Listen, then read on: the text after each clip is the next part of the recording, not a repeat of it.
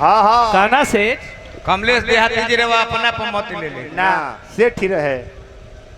एगो काना सेठ रहे हाँ कान रहे। एगो अखिया ना रहे हाँ एक ही आंख रहे।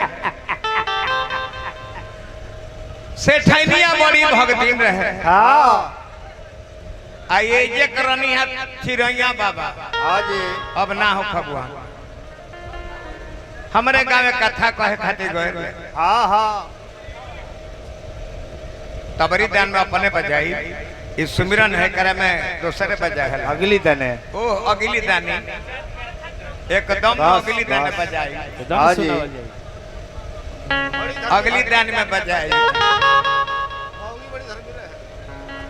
चिरैया बाबा के कथा होत रहे मौगी कहते से ठैनिया हाँ जे का घर बैठो रहता रहो का रह तारा बैठो चिरैया बाबा कथा कहते रहे तनी जा सुन के आवो आवो हमरो के सुनई हो सुनाई हो। काना से ठबा कथा शुरू हो गइल बा हाँ आ समाज में ढुकता हाँ तले चिरैया बाबा कहता रहे रामचरितमानस के चौपाई कि दशरथ पुत्र सुना जब काना अमानो ब्रह्मानंद अरे दादा देख लो देखते देखत हमरा के काना काना कहे जतने देरी ढूके में लागल हाँ उतने देरी निकल के भागे में लागल। हाँ हाँ सेठनिया कल जी ये जी अरे वह कथवा में ढुकत रहे हाँ आ काहे फिर गो हाँ चुप रहो चुप रहो। हमरा के देखबे नु हाँ तो सधुइया लागल कहे जे दशरथ पुत्र सुना जब काना आ लघुए काना काना कहे हम लाजे वजह से गमछी से मुंह तोप के भागी होइनी हाँ ना जी हाँ जी रवा कथा बुझैले ना ना ना रवा कथा के मध्य में आवतानी हाँ आज शुरू में आई आई तब रवा बुझाई हाँ गईले ओह दिन तनी देरी हो गई बा बाबा के कथा आगे पहुंच गई बा हवा चौपाई आई कि मोन गुरु निंदा सुने जो काना ahoई है पाप को घाट एहू बेरा देखते देखत काना काना कहे एहू बेरा देखल से लागल हमरा के काना काना कहे से ठनिया कोई जी ए बेरा काहे भगनी है तू ना देखू जे हम भूख के तू कदम आगे बढ़ो तले लघुए कहे दशरथ पुत्र ना ना ना गुरु निंदा सुने जो काना हमरे के लघुए काना काना कहे होई है पाप गुहा तो समाना कि ना ये जी और पहले आई और पहले आई रवा कथा के मध्य में पहुंचनी है रवा कहानी बुझल ही नहीं हाँ जाई जाई चल बरावत नहीं टाइम से चल घर से तो चलने टाइम से हाँ बाकी एगो खैनी बना के खिया में हाँ काना सेठ के देरी कर दिया हाँ कहानी पहुंचल बिया कहाँ बाल के जब भगवान राम मरले बड़े हाँ बाल कहले बजे काहे मरनी है तो कहती है चौपाई कि मुंडा तो है अतिशय अभिमान नारी सिखावो न करसी न काना जाके पंडित जी के गोड़वे पे गिर गेले के पंडित जी पंडित जी रवा कैसे जने है जे हमर मेहरारू रोज हमरा के घरे से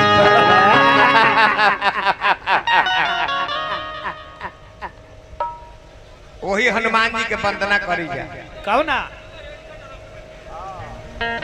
हमार जन्म के बेर कहते रहे जे कुंवर जी कादो पहने हुए हैं हगिज वाला ना है जा रौरा हगिज के जमाना के है लंगोटियो ना रहे भगई तो कर नाम रहे भगई डांडा में आगा से बांध के अब पाछा से खोस दिया रहे तो कर नाम रहे भगई तहरा जमला के बेर के लई है सुना नु देहांती जी ए रोवा जन्म लेहनी हाँ वो घरी हईलाई आई रहे कवन लय देखी कि वो साईबा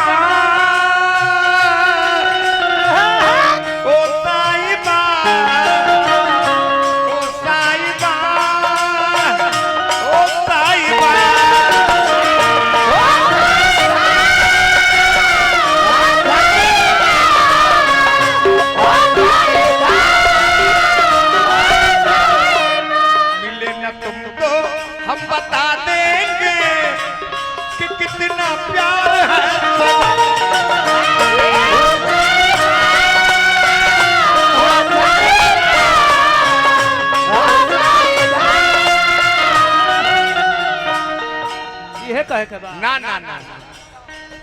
अतुलित बल धाम में सैलाभ दे हम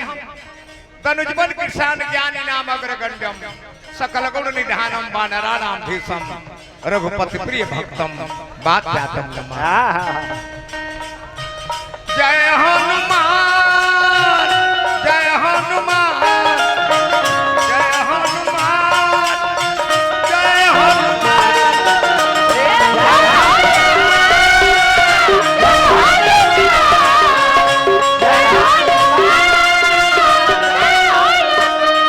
बोलाई रौराई ना आई ए माता अंजलि केला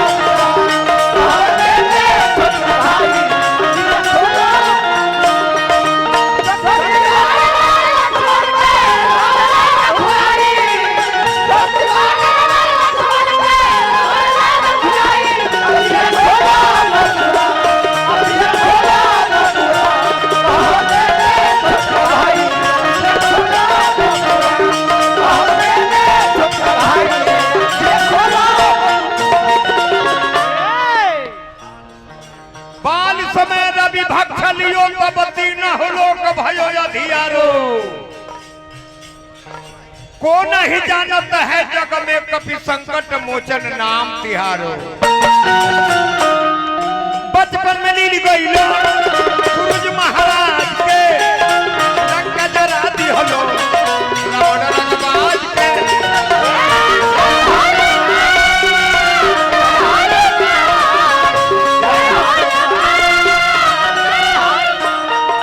बचपन में नीली गईलो सूरज महाराज के रंग जरा दी हलो रावण रंगबाज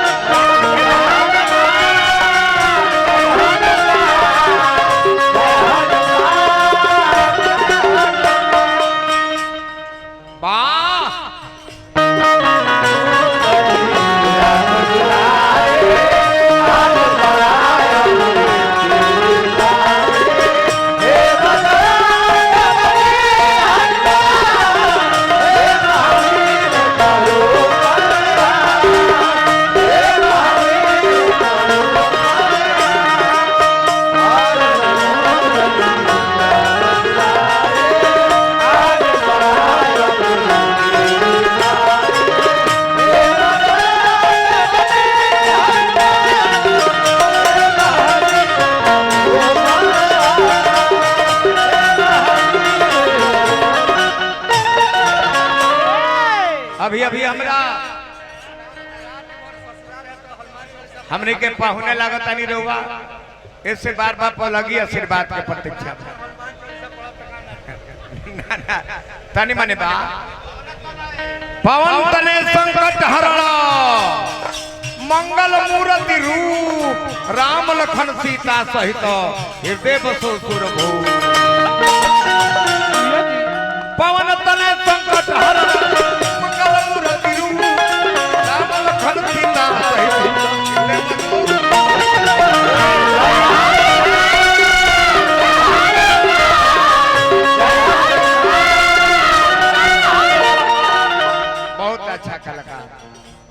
भाई शिवचंद शिकारी जी रोज गौनाई में भेट रही है, मजाक हंसी होत रहा। इतना सुंदर पक्का आवाज के ब्यास नारायण जी का भाई है, एक फूल माला से स्वागत बन रहा। हम बुलाही रोराई ना मैया जानी कला जय हनुमान जय हनुमान जय हनुमान उड़ान जय हनुमान उड़ान जय हनुमान जय हनुमान प्रेमा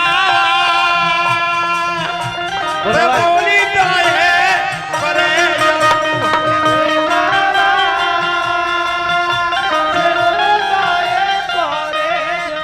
कलकार से बुलवाई हेहू कलकार के देखा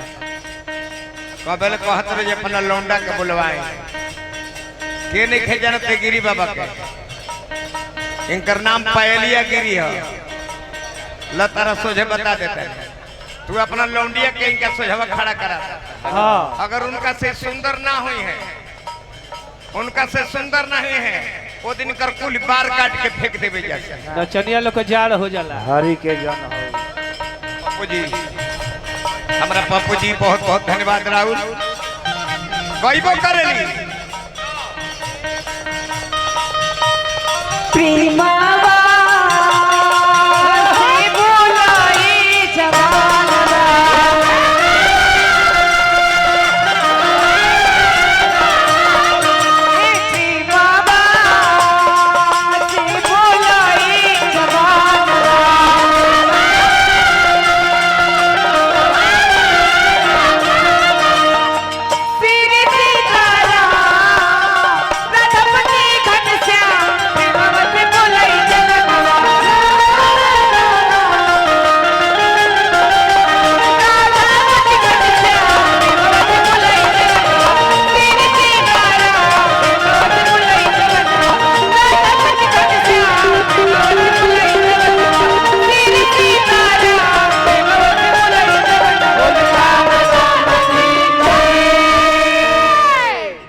नाचे में,